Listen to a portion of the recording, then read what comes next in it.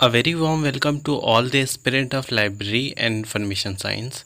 सभी विद्यार्थियों का स्वागत है जो भी लाइब्रेरी साइंस से BLIS, CLIS, MLIS कर रहे हैं, कर चुके हैं, या आप में से कई सारे ऐसे स्टूडेंट हैं जो कॉम्पिटिटिव एग्ज़ाम की तैयारी कर रहे हैं। तो स्टूडेंट यकीन माने हमारे चैनल पे आप सभी के लिए काफ़ी कुछ है। एक बार चैनल का जो प्लेलिस्ट है वहाँ पे ज़रूर विजिट करें, और अगर आप चैनल पे नए हैं तो चैनल को सब्सक्राइब कर दें, वीडियो को लाइक कर दें और अपने दोस्तों में ज़रूर शेयर करें ताकि बाकी स्टूडेंट तक भी लेक्चर का जो PDF है और जो नोटिफिकेशन वगैरह जो आती है वो सब भी उन तक पहुंच जाए। तो जैसे कि आप लोग का एग्ज़ाम जो है 3 अगस्त से स्टार्ट होने वाला है, तो उसी सीरीज़ में हम BLIS प्लस MLIS के जो लेक्चर्स हैं वो कवर करा रहे हैं, जिसमें इम्पॉर्टेंट जो क्वेश्चन है, टॉप मोस्ट इम्पॉर्टेंट क्वेश्चन, वो अभी हम लोग कवर करा रहे हैं। तो BLIS का अगर आप स्टूडेंट हैं तो BLIS में हम BLI 221, 222, 223 एंड 224 कवर करा दिया है, और 225 भी हालांकि कवर हो ही गया है। तो अगर आपने वो सारे लेक्चर नहीं देखे हैं तो वो लेक्चर देख सकते हैं आप। और अगर आप MLIS के स्टूडेंट हैं तो MLIS का MLI 101, MLI 102 एंड MLIE 101 जो है ये चल रहा है। तो ये जो है ये है पेपर कोड है MLIE 101, preservation and conservation of library materials. Most important question है जिसका एग्ज़ाम आप लोगों का 6 अगस्त 2021 को होगा। तो आई होप ये सारी सीरीज़ जो है आप लोग इन्जॉय कर रहे होंगे और आपको काफ़ी अच्छा लग रहा होगा, इन्फॉर्मेटिव लग रहा होगा, हेल्पफुल लग रहा होगा।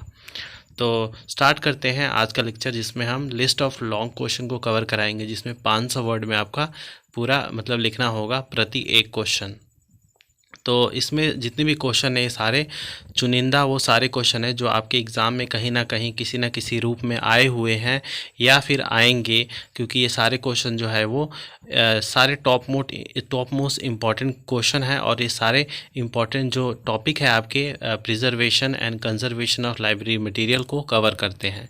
तो इसी सीरीज़ में ये जो लेक्चर है, चलिए स्टार्ट करते हैं, जिसमें पहला क्वेश्चन है, What do you understand by the term conservation and preservation? Describe activities carried out for conservation of damaged material. यहाँ पे देखें, जैसे कि इसकी हेडिंग से ही आपको समझ में आता है, preservation and conservation of library materials.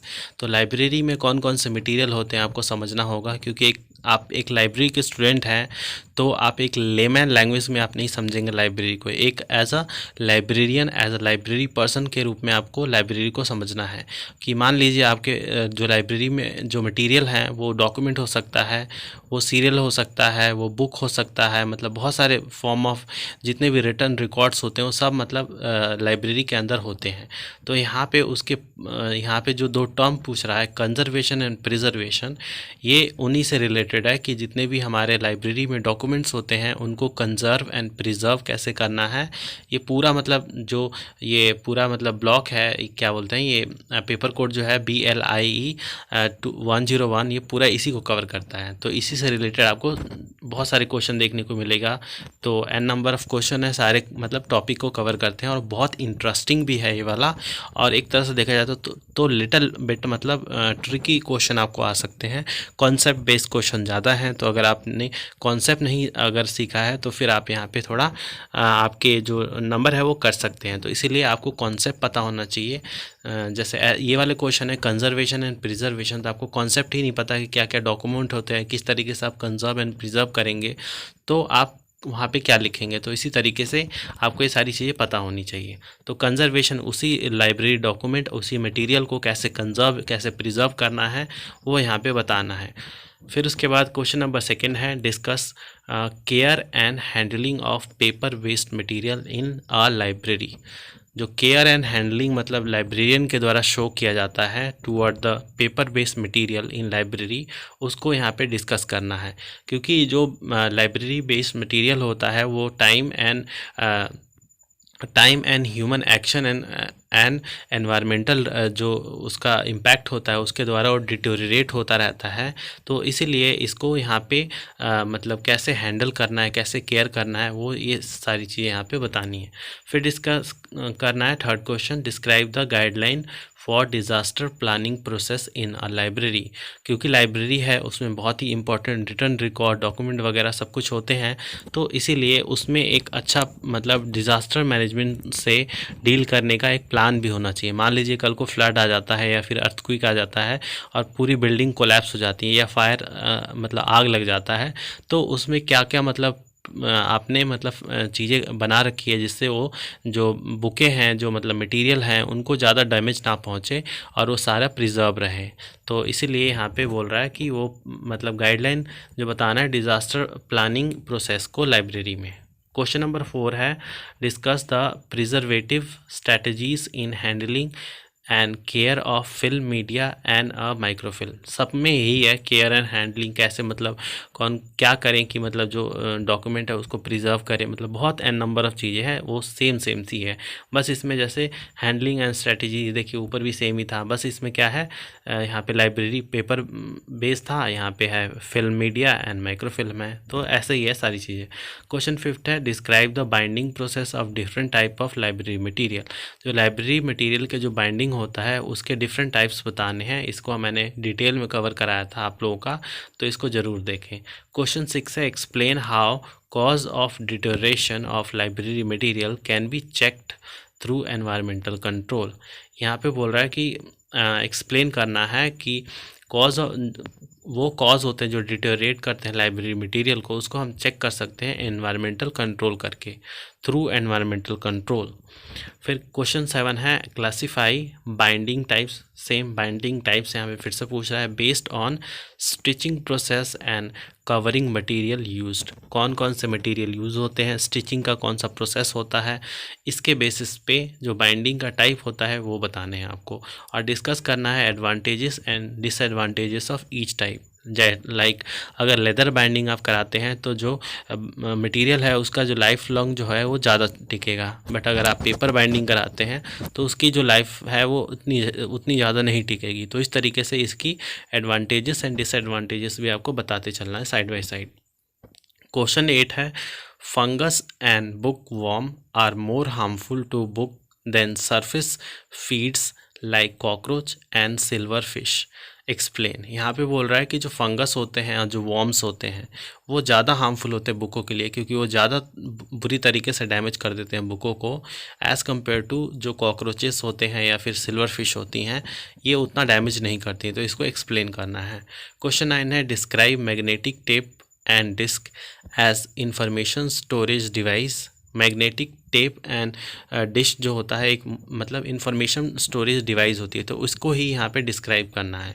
और यहाँ पे डिस्कस क्या करना है, their care handling and maintenance aspect. इसके केयर हैंडलिंग और मेंटेनेंस पेज जो होता है इसको बताना, एस्पेक्ट को बताना है। क्वेश्चन 10 है, discuss the evolution of writing material with special reference to India. जो इंडिया के रेफरेंस में आपको क्या बताना है कि एवोल्यूशन कैसे हुआ राइटिंग मटेरियल्स का, बुकों का पब्लिकेशन कैसे मतलब डेवलप हुए, कैसे राइटर्स ने अपना मतलब जो वे ऑफ राइटिंग है वो चेंज किया। तो बहुत सारी चीज़ें हैं इसमें लिखने के लिए, आप बहुत सारा चीज़ आप लिख सकते हैं, style of writing, form of writing. तो क्वेश्चन 11 है, डिफाइन कंजर्वेशन। आप ऊपर स्टार्टिंग में पूछ लिया था प्रिजर्वेशन एंड कंजर्वेशन, तो यहाँ पे सिर्फ एक कंजर्वेशन पूछ रहा है और बोल रहा है यहाँ पे describe a few method of conservation that could be adopted as per a regular activity of library. Library के कंजर्वेशन या लाइब्रेरी के मटेरियल के कंजर्वेशन के लिए कुछ ऐसे स्टेप बताएं जो मतलब रेगुलरली हम एक्टिविटी परफॉर्म कर सकें लाइब्रेरी में, और इसको कंजर्वेशन होती क्या है ये भी बताना है। 12th है, discuss the external cause of deterioration of paper based material in library. Library में जो पेपर बेस्ड मटेरियल होता है उसका एक्सटर्नल डिटोरेशन भी होता है। डिटोरेशन मतलब वो धीरे धीरे करके क्या होता है वो ख़राब होता जाता है, तो इसके एक्सटर्नल जो मतलब आंतरिक जो मतलब प्रभाव होते हैं वो बताने हैं। क्वेश्चन 13 है, explain human cause of deterioration of paper based material library material. यहाँ पे अब इंसानों के द्वारा जो मतलब नुकसान पहुँचता है पेपर बेस्ड मटेरियल को लाइब्रेरी में जो होती हैं उनको उनका कॉज बताना है। फिर यहाँ पे क्वेश्चन 14 है, explain adverse effect of temperature and light on paper based library material. अब देखिए सेम सा क्वेश्चन है, बस यहाँ पे पर्सन चेंज कर दिया है। पहले में क्या था, यहाँ पे एक्सटर्नल कॉज पूछ रहा था, सॉरी, यहाँ पे मैंने आंतरिक बोल दिया था, एक्सटर्नल में ये एक्सटर्नल बाहरी को कॉज कौन से होते हैं। और सेकंड में यहाँ पे मतलब 13 वाले में ह्यूमन कॉज पूछ रहा था, और यहाँ पे 14 वाले में यहाँ पे टेम्परेचर का पूछ रहा है, टेम्परेचर और लाइट का क्या क्या इफ़ेक्ट होता है मटेरियल को डिटोरेट करने में, तो ये बताने हैं। बहुत सारे मतलब इसके प्रभाव पड़ते हैं डेफिनेटली। आप यहाँ पे जब पढ़ेंगे तो आपको पूरी चीज़ें समझ में आ जाएंगी। मैं एक वीडियो में आपका क्वेश्चन और उसके साथ एक्सप्लेनेशन बहुत सारा नहीं दे सकता, तो आप अपने लेवल पे इसको ज़रूर पढ़ें, क्योंकि at the end of the day हम लोगों को सारी चीज़ें कवर करानी होती हैं। BLIS एंड MLIS दोनों स्टूडेंट को देखना पड़ता है। तो आप पूरे टाइम तो आप सोते रहते हैं, एकदम से लास्ट मोमेंट पे आप आके बोलते हैं कि सर हमें ये भी पढ़ा दो, ये भी पढ़ा दो। जब हम पढ़ा रहे होते हैं कोई भी इनिशिएट नहीं लेता है, तो ये आपकी गलती है। हम इसमें अब कुछ नहीं कर सकते, क्योंकि आपके पास काफ़ी टाइम था जब से हम बोल रहे थे कि आप पढ़ना स्टार्ट कर दो, आप मतलब इनिशिएटिव लो, बट किसी ने भी इनिशिएट नहीं लिया। अब लास्ट मोमेंट पर जितना बन सकता है हम अपनी तरफ से कर रहे हैं, बाकी आपको इसी से काम चलाना पड़ेगा। तो चलिए फिर स्टार्ट करते हैं। अगला वाला क्वेश्चन देखते हैं क्या है। अगला क्वेश्चन है क्वेश्चन नंबर 15 है, discuss the advantages of digitalization of library material, describe major initiative in the direction in India. मतलब यहाँ पे डिजिटलाइजेशन जो होता है लाइब्रेरी मटेरियल का, उसका एडवांटेजेस बताना है। बहुत सारे एडवांटेजेस है। लाइक फॉर एग्जांपल अगर इसकी एक एडवांटेजेस की बात करें कि अगर उसमें स्टोर होगा तो आप कहीं पे भी उसको देख सकते हैं, कहीं के पे भी उसको एक्सेस कर सकते हैं, ख़राब होने का कोई टेंशन नहीं होता है, और बहुत ही कॉस्ट मतलब इफ़ेक्टिव होता है, और भी बहुत सारी चीज़ें आप उसमें ऐड कर सकते हैं। और इंडिया में इस डायरेक्शन में क्या क्या स्टेप लिया गया, मतलब किस तरीके से चीज़ों को मतलब डिजिटलाइज किया गया, वो सब बताना है। क्वेश्चन 16 है, explain doctor SR Ranganathan views on book handling as a chain of 11 link. यहाँ पे बोला है कि डॉक्टर SR रंगनाथन ने जो व्यू दिया था बुक हैंडलिंग का, वो यहाँ पे एक्सप्लेन करना है as a chain of 11 link with reference to Indian standard for book binding. Indian standard for book binding के रेफरेंस के द्वारा आपको इसको एक्सप्लेन करने हैं। क्वेश्चन 17 है, discuss the advantages and disadvantages of micro filming of reading material in library. जो micro filming होती है रीडिंग मटेरियल को लाइब्रेरी में, उसके एडवांटेजेस मतलब उसका अच्छा प्रभाव और दुष्प्रभाव, वो दोनों बताने हैं। क्वेश्चन 18 है, explain how physical and chemical factor cause decay of library material can be check through environmental control. यहाँ पे फिजिकल और केमिकल जो फैक्टर होते हैं वो किस तरीके से जो लाइब्रेरी के डॉक्यूमेंट होते हैं, उसके मटेरियल होते हैं, उसको इफ़ेक्ट करते हैं। इसको हम चेक कैसे कर सकते हैं? एनवायरमेंटल कंट्रोल करके। फिर क्वेश्चन 19 है, discuss early writing material in India. Starting में मतलब अर्ली जो राइटिंग हुए थे इंडिया में, उस मटेरियल को यहाँ पे डिस्कस करना है। तो ये हो गया। फिर उसके बाद है question number 20, discuss basic consideration of preservation of non book material.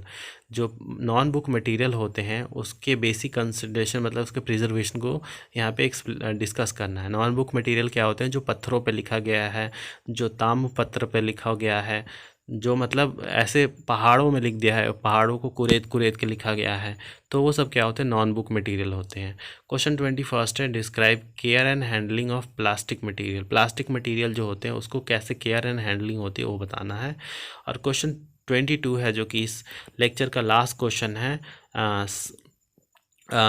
Savage is an important part of overall disaster planning process. जो सेवेज होता है, सैल्वेज होता है, वो एक इम्पॉर्टेंट पार्ट होता है डिज़ास्टर प्लानिंग प्रोसेस का। तो एक्सप्लेन करना है एंड डिस्क्राइब करना है सैल्वेज मेथड फॉर बुक्स में ये मेथड जो होता है वो यहाँ पे एक्सप्लेन करना है। तो आई होप आपको ये सारी जो क्वेश्चन है ये सारे इन्फॉर्मेटिव लगे होंगे। नहीं भी लगे तो हम आपको बता दें कि ये सारे क्वेश्चन जो है बहुत मतलब इम्पॉर्टेंट है। इनमें से ही आपको क्वेश्चन देखने को मिलेगा, और कुछ क्वेश्चन बाहर से आ सकते हैं जो आप इजीली जो है ऑप्शन के थ्रू एलिमिनेट कर सकते हैं। बाकी आपके ऊपर है, अगर आप अपने लेवल पे पढ़ना चाहते हैं तो कोई दिक्कत नहीं है, बाकी स्टूडेंट भी पढ़ रहे हैं, आप भी अपने लेवल पे पढ़ सकते हैं। और अगर हमारे से पढ़ना चाहते हैं तो हम आपकी पूरी हेल्प कर रहे हैं, मतलब जितना बन सकता है at the end of the day. तो वही है कि आपको मतलब स्टार्टिंग से ही इनिशिएटिव लेना चाहिए था। बाकी आशा करते हैं आपको लेक्चर अच्छा लगा होगा। कोई भी डाउट हो लेक्चर के रिगार्डिंग तो प्लीज़ करके कमेंट बॉक्स में ज़रूर करें। मिलते हैं आप सभी से नेक्स्ट वीडियो में किसी अलग टॉपिक के साथ। तब तक के लिए धन्यवाद।